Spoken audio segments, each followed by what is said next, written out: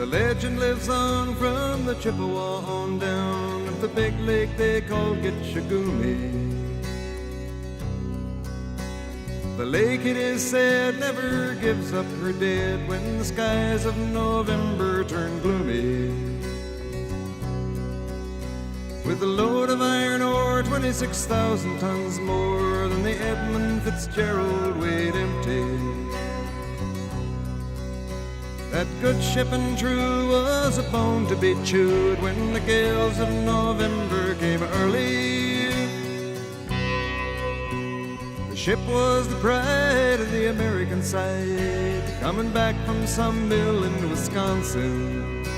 As the big freighters go, it was bigger than most, with a crew and good captain well seasoned, concluding some terms with a couple of steel firms when they left fully loaded for Cleveland.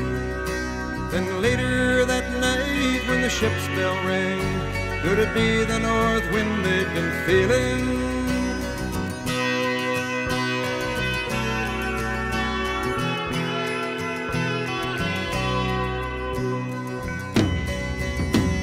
The wind in the wires made a tattletale sound, and the wave broke over the railing. And every man knew, as the captain did too, 'twas the witch of November come stealing. The dawn came late and the breakfast had to wait when the gales of November came slashing. When afternoon came, it was freezing rain in the face of a hurricane west wind.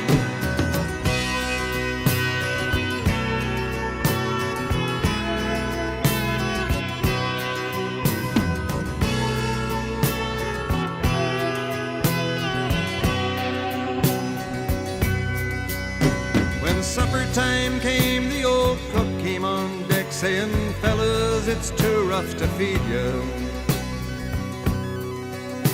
At 7 p.m. a main hatchway caved in. He said, "Fellas, it's been good to know ya." The captain wired in, he had water coming in, and the good ship and crew was in peril. And later that night, when his lights went out of sight, came the wreck of the Edmund Fitzgerald.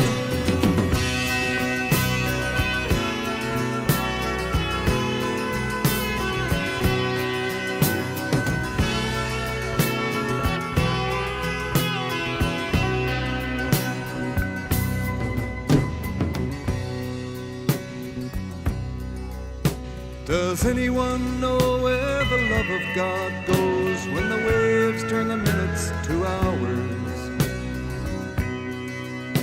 The searchers all say they'd have made Whitefish Bay if they'd put 15 more miles behind her. They might have split up or they might have capsized. They may have broke deep and took water. And all that remains is the faces and the names of the wives and the sons and the daughters.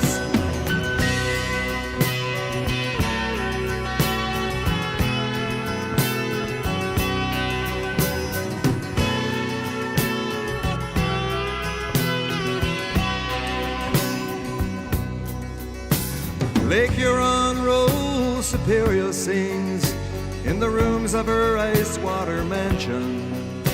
Old Michigan steams like a young man's dreams. The islands and bays are for sportsmen.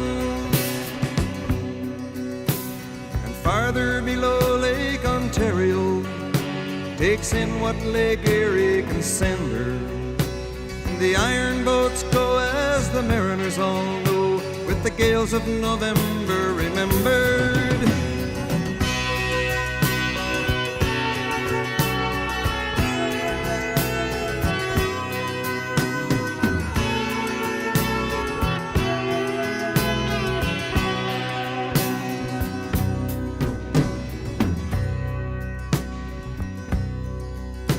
In a musty old hall in Detroit they prayed in the Maritime Sailors' Cathedral. The church bell chimed till it rang 29 times for each man on the Edmund Fitzgerald. The legend lives on from the Chippewa on down of the big lake they call Gitchagumi. Superior, they said, never gives up her dead when the gales of November come early.